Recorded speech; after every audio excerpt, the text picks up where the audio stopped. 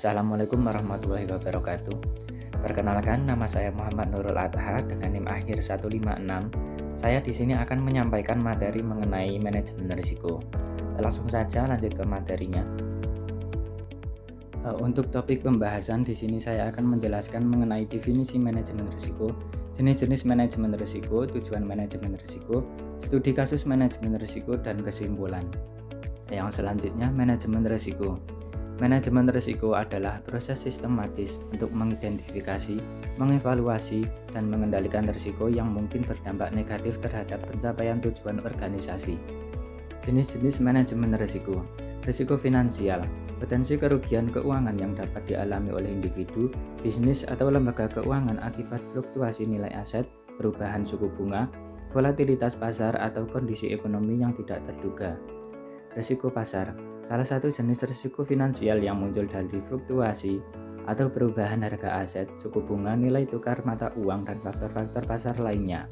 Risiko operasional, disebabkan oleh kegagalan atau kelemahan dalam proses internal, sistem, orang, atau kejadian eksternal yang dapat mempengaruhi operasi normal dan kontinuitas bisnis suatu organisasi.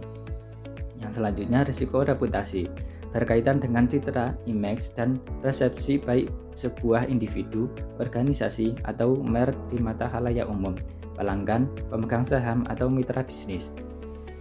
Tujuan manajemen risiko, melindungi aset dan sumber daya perusahaan.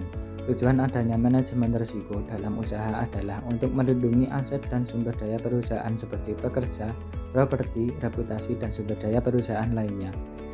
Meminimalisir dampak dan kerugian. Apabila sudah ada manajemen risiko, dapat mengurangi dan meminimalkan kerugian, baik dalam bentuk kerugian finansial, operasional, dan berbagai kerugian lainnya. Meningkatkan keselamatan, keamanan, dan ketahanan usaha. Semakin suatu perusahaan atau pelaku usaha mengendalikan potensi risiko, maka hal itu juga akan meningkatkan ketahanan usaha ketika dihadapkan dengan situasi atau risiko serupa di masa mendatang. Yang selanjutnya, meningkatkan efisiensi dan peluang. Apabila risiko mampu diantisipasi dan meminimalisir, maka hal itu mampu meningkatkan efisiensi kerja pelaku usaha sehingga tidak mengganggu kelangsungan operasional usaha. Meningkatkan reputasi.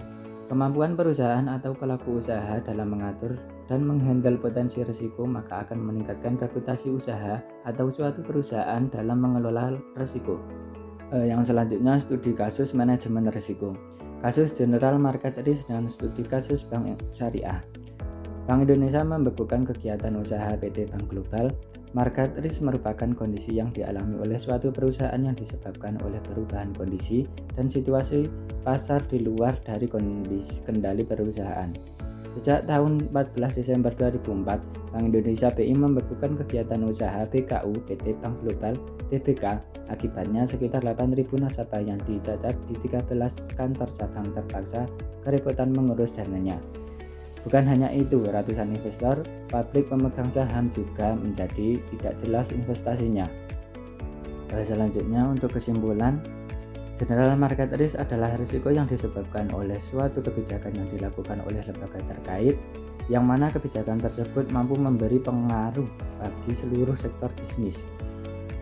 Sehatnya sebuah bank tidak hanya berpatokan pada aset atau modal saja, namun juga harus memperhitungkan faktor manajemen risiko yang meliputi 8 faktor, yakni risiko kredit, risiko pasar, risiko likuiditas, risiko operasional, risiko hukum, risiko strategi, risiko kepatuhan, dan risiko reputasi. Cukup sekian, terima kasih atas perhatiannya. Apabila ada